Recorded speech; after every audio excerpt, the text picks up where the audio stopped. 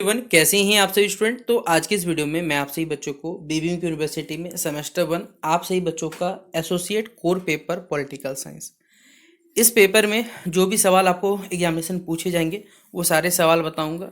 साथ ही साथ आपको सिलेबस बता दूंगा, क्योंकि आप सभी बच्चे क्यों कष्ट करिएगा सिलेबस ढूंढने का। ठीक है, हम लोग आपको सारे के सारे जो भी दुख दर्द हैं उनको दूर करते हैं और आपके सेमेस्टर 1 का पॉलिटिकल साइंस एसोसिएट कोर का पहले सिलेबस बताते हैं। तो ये है आपका सिलेबस। यूनिट 1 में political questions and political theory है। तो देखिए, इसमें डायरेक्ट ही क्वेश्चन लिख दिया है कि व्हाट आर पॉलिटिकल क्वेश्चन, तो ये वाला इंपॉर्टेंट रखिएगा। फिर नेचर ऑफ पॉलिटिकल थ्योरी पढ़ना है, जिसपे एक्सप्लेनेटरी, नॉर्मेटिक, इम्पेरिकल ये पढ़ना है। फिर पॉलिटिक्स को कैसे समझ सकते हैं, इसके लिए आपको लिबरल ट्रेडिशन और जो मार्क्सिस्ट ट्रेडिशन है वो पढ़ना पड़ेगा। साथ ही साथ फेमिनिस्ट और जो पोस्ट मॉडर्न अप्रोचेस होते हैं वो पढ़ना पड़ेगा। यूनिट 3 में आपको पावर के बारे में पढ़ना है, तो जिसमें Max Weber, Robert Dahl, Michael Foucault के बारे में पढ़ना पड़ेगा। यूनिट 4 में थ्योरी ऑफ जस्टिस है, जिसमें notion of justice, distributive justice, साथ ही साथ John Rawls and Robert Nozick के बारे में पढ़ना है। यूनिट 5 में फ्रीडम के बारे में पढ़ना है, notion of freedom, contemporary debates है। फिर यूनिट 6 है नेशनलिटी है, तो notion of equality, equality, liberty and justice correlation है। फिर यूनिट 7 में सिटीजनशिप है, नागरिकता और डेमोक्रेसी यानी लोकतंत्र के बारे में पढ़ना है। 7 यूनिट से मिलकर आपके सिलेबस को बेसिकली यूनिवर्सिटी ने बनाया है। अब इसी सिलेबस के अकॉर्डिंग जो भी क्वेश्चंस पेपर में पूछे जाएंगे, आइए उनको बताते हैं। आप सही बच्चों को लगता है कि हम लोग आपके लिए मेहनत कर रहे हैं, आपके आपके एग्जाम में हमारी तरफ से कोई भी अगर सहायता हो रही है तो आप इस वीडियो को अपने दोस्तों को शेयर करिएगा, वीडियो को लाइक करिएगा, चैनल पर नहीं हो तो सब्सक्राइब कर लीजिएगा।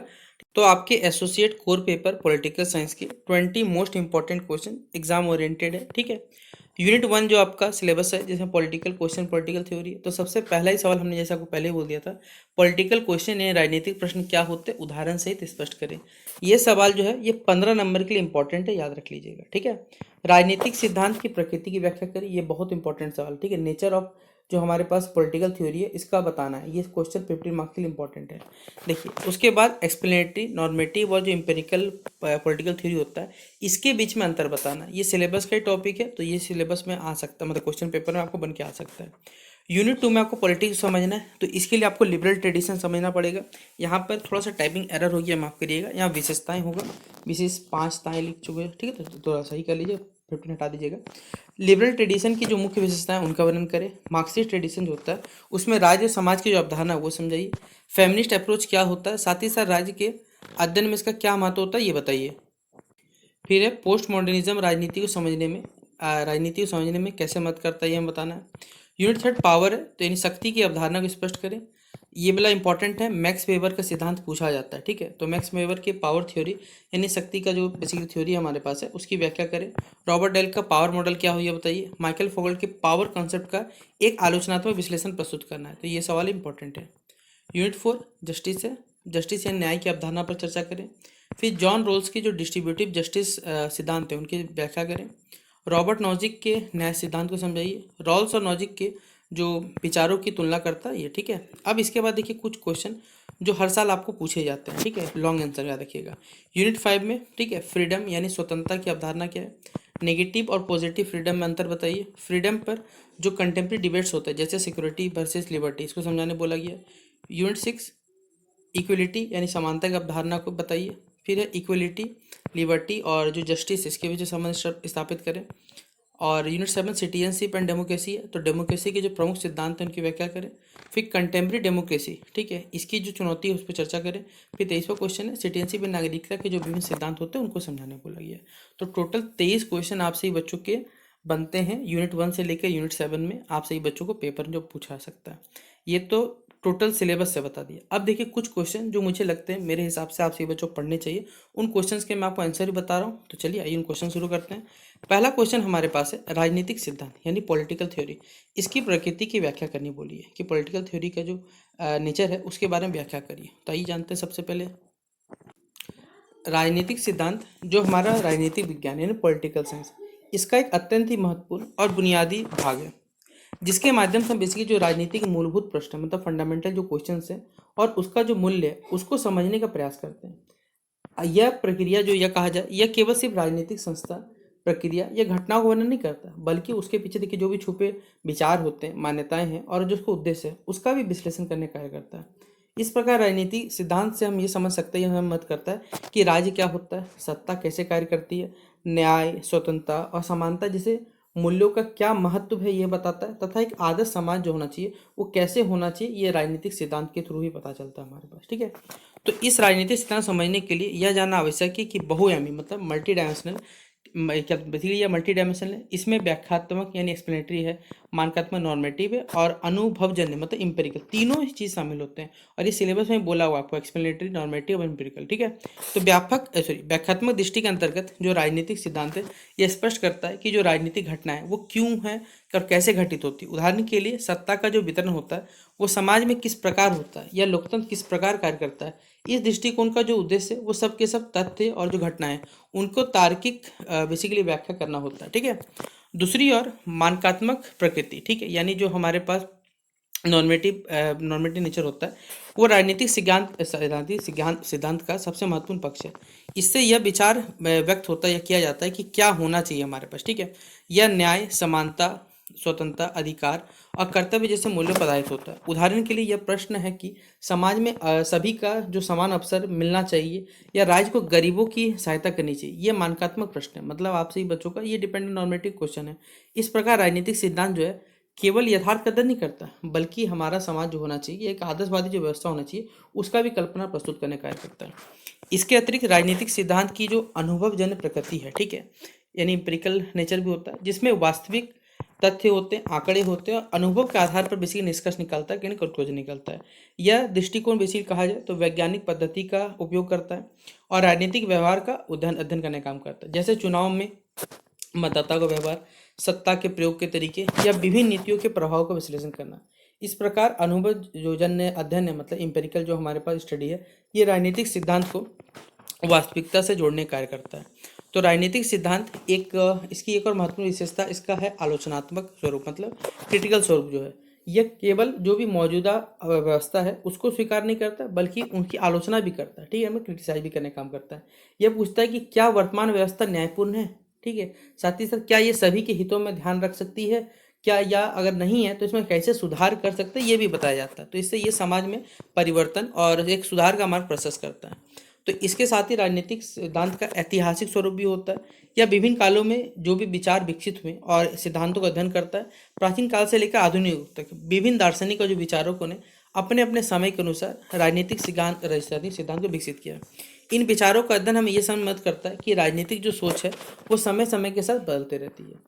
राजनीतिक सिद्धांत की जो प्रकृति है उसको समझते समय यह भी ध्यान रखना चाहिए कि मूल्य आधारित मतलब वैल्यू बेस्ड और वैचारिक होनी चाहिए। दोनों विचारधाराएं का बात की जाए जैसे उदारवाद है, मार्क्सवाद है, नारीवाद है आदि अपने अपने मूल्यों और दृष्टिकोण के आधार पर राजनीति की जो व्याख्या करने कार्य करती है। इससे राजनीतिक सिद्धांत में एक रूपता नहीं होती बल्कि विभिन्न दृष्टिकोण का भी सहअस्तित्व होता है। अंततः कह सकते हैं कि जो राजनीतिक सिद्धांत है हमारे पास इसकी जो प्रकृति है वो व्यापक है, गतिशील है, साथ ही साथ बहुआयामी है। यह न केवल राजनीतिक वास्तविकताओं की व्याख्या करता है बल्कि एक आदर्श समाज की दिशा भी निर्धारित करता है। यह हमें सोचने, प्रश्न करने और बेहतर समाज के निर्माण में प्रेरित करता है। इसलिए राजनीतिक सिद्धांत जो है केवल एक एकेडमिक सब्जेक्ट ही नहीं है यानी, बल्कि ये मानव हमारा जो जीवन है और समाज के विकास में महत्वपूर्ण भूमिका निभाने का कार्य करता है। तो ये था हमारा पहला क्वेश्चन आपसे बच्चों के लिए जो पेपर में 15 मार्क्स के लिए पूछा जाएगा। अब अगला सवाल है आपसे बच्चों को राजनीतिक सिद्धांत इसकी जो प्रकृति होती है, ठीक है, इसके बारे में व्याख्या करना है। माफ करिएगा वो क्वेश्चन रिपीट हो गया था। ठीक है, दूसरा क्वेश्चन है लिबरलिज्म यानी उदारवाद और अगला क्वेश्चन है मार्क्सिज्म। ठीक है, मतलब ये दोनों क्वेश्चन है, इसमें अंतर स्पष्ट करना है कि उदारवाद और मार्क्सवाद इन दोनों में अंतर स्पष्ट करना है। तो आइए सबसे पहले जानते हैं होता क्या है। तो राजनीतिक सिद्धांत में लिबरलिज्म यानी उदारवाद और मार्क्सिज्म यानी मार्क्सवाद दो प्रमुख बेसिकली विचारधारा है। ठीक है, जो समाज, राज्य, अर्थव्यवस्था और व्यक्ति की भूमिका को अलग अलग दृष्टिकोण से समझती है। उदारवाद यानी लिबरलिज्म का मुख्य उद्देश्य व्यक्ति की स्वतंत्रता और उसके अधिकार रक्षा करना है। वहीं पर मार्क्सवाद सामाजिक और आर्थिक जो समानता उस पर जोर देने का कार्य करता है। ये दोनों विचारधारा का बीच में बहुत सारे कई बुनियादी अंतर देखे जाते हैं जिसे समझना हमें आवश्यक है। सबसे पहले यदि अगर हम मानव नेचर की बात प्रकृति की बात करते हैं, ह्यूमन नेचर की बात करते हैं, तो उदारवाद यह मानता है कि मनुष्य स्वार्थी है लेकिन तर्कसंगत है, मतलब रैशनल है। अगर वो अपने हितों को समझते हुए स्वतंत्र रूप से निर्णय लेता है, इसलिए उसमें अधिकतम स्वतंत्रता देनी चाहिए। लेकिन इसके विपरीत मार्क्सवाद में क्या होता है, मनुष्य का व्यवहार जो है उसकी आर्थिक और उसकी सामाजिक परिस्थिति के अनुसार भी निर्धारित होता है। इसलिए व्यक्ति की सोच और जो कार्य है उसकी वर्ग स्थिति यानी जो क्लास पोजीशन है बेसिकली उससे प्रभावित होते हैं। दूसरा महत्वपूर्ण है अंतर राज्य। ठीक है, अंतर राज्य की भूमिका को लेकर है हमारे पास। उदारवाद के अनुसार जो राज्य है उसका एक आवश्यक संस्था है जिसका मुख्य है कार्य बेसिकली कानून बनाना या कानून व्यवस्था बनाए रखना और नागरिकों के अधिकार रक्षा करना है। वहीं पर उदारवादी विचारधारा सीमित सरकार का समर्थन करती है। वहीं मार्क्सवाद के अनुसार कहा जाए तो राज्य जो है एक वर्गीय संस्था है यानी क्लास इंस्टीट्यूशन है जो पूंजीपति जो वर्ग है मतलब जो अमीर लोग हैं उनके रक्षा के लिए कार्य करता है। मार्क्सवाद का अंतिम लक्ष्य एक ऐसे समाज की स्थापना करना है जहां राज्य की आवश्यकता ही समाप्त हो जाए बेसिकली हमारे पास, ठीक है। फिर है तीसरा अंतर है अर्थव्यवस्था का, ठीक है। उदारवाद जो है वो मुक्त बाजार मतलब जो फ्री मार्केट है और निजी संपत्ति प्राइवेट प्रॉपर्टी का समर्थन करता है, ठीक है। यह मानता है कि बाजार की स्वतंत्रता से प्रतिस्पर्धा जो कंपटीशन है यानी प्रतिस्पर्धा बढ़ती है और समाज का विकास होता है। इसके विपरीत कहा जाए तो मार्क्सवाद जो है हमारे पास है वो निजी सत्ता का विरोध करता है और उत्पादन के साधनों पर जो सामूहिक के स्वामित्व है उसकी वकालत करने का कार्य करता है। मार्क्सवाद के अनुसार कहा जाए तो पूंजीवादी व्यवस्था में श्रमिकों का शोषण होता है, इसलिए इसे समाप्त करना आवश्यक है। चौथा जो डिफरेंस है वो हमारे पास है इक्वलिटी यानी समानता की अवधारणा में, ठीक है। उदारवाद समान अवसर, ठीक है, पर जोर देता है अर्थात सभी व्यक्तियों को अपने विकास के लिए समान अवसर मिलने चाहिए, लेकिन यह परिणाम जो होते हैं परिणाम की समानता को जरूरी नहीं मानता। दूसरी ओर मार्क्सवाद जो है परिणामों की जो समानता होता है उसका समर्थन करता है और चाहता है कि समाज में धन और संसाधनों का समान वितरण हो। अगर पांचवा डिफरेंस बात किया जाए तो होता है फ्रीडम यानी कि स्वतंत्रता के परिप्रेक्ष्य में कहा जाए। उदारवाद के अनुसार स्वतंत्रता का अर्थ है बेसिकली बाहरी जो हस्तक्षेप होता है उससे मुक्ति पाना, व्यक्ति को अपने जीवन के निर्णय लेने की आज़ादी होनी चाहिए। जबकि मार्क्सवाद के अनुसार सच्ची स्वतंत्रता तभी संभव है जब आर्थिक जो शोषण है बेसिकली वो समाप्त हो जाए और सभी को जो समान संसाधन प्राप्त हो। इस प्रकार मार्क्सवाद जो है वो समाजवाद कह सकते हैं सकारात्मक जो हमारे पास स्वतंत्रता उस पर जोर देने का काम करता है। छठा डिफरेंस है कि उदारवाद जो होता है वो क्रमिक सुधार मतलब धीरे धीरे करके ग्रेजुअल रिफॉर्म्स लेकर आता है, ठीक है, और लोगों को विश्वास से जगाता है और लोकतांत्रिक तरीकों से समाज में बदलाव लाने की कोशिश करता है। इसके विरुद्ध मार्क्सवाद जो है हमारे पास है वो मार्क्सवाद क्रांति को आवश्यक मानता है और मानता है कि वर्ग संबंध, ठीक है, या वर्ग संघर्ष जो क्लास स्ट्रगल है के माध्यम से ही जो शोषणकारी व्यवस्था है उसको समाप्त किया जा सकता है। अंततः हम कह सकते हैं कि उदारवाद और जो मार्क्सवाद है दोनों ही समाज के विकास और मानव कल्याण की बात करते हैं, लेकिन उनके दृष्टिकोण और उपाय दोनों अलग है। उदारवाद जहाँ व्यक्तिगत स्वतंत्रता, निजी संपत्ति और लोकतंत्र पर जोर देता है, वहीं पर मार्क्सवाद जो है समानता, सामूहिक जो स्वामित्व है और वर्गहीन समाज की स्थापना को बेसिकली बढ़ावा देने का कार्य करता है। दोनों विचारधारा राजनीतिक सिद्धांत के अध्ययन में महत्वपूर्ण स्थान रखती है और हमें समाज को विभिन्न जो दृष्टिकोण है उसको समझने में मदद करने का कार्य करती है, ठीक है। अगला क्वेश्चन है मैक्स वेबर का सिद्धांत। हमने बोला ये क्वेश्चन इंपॉर्टेंट है।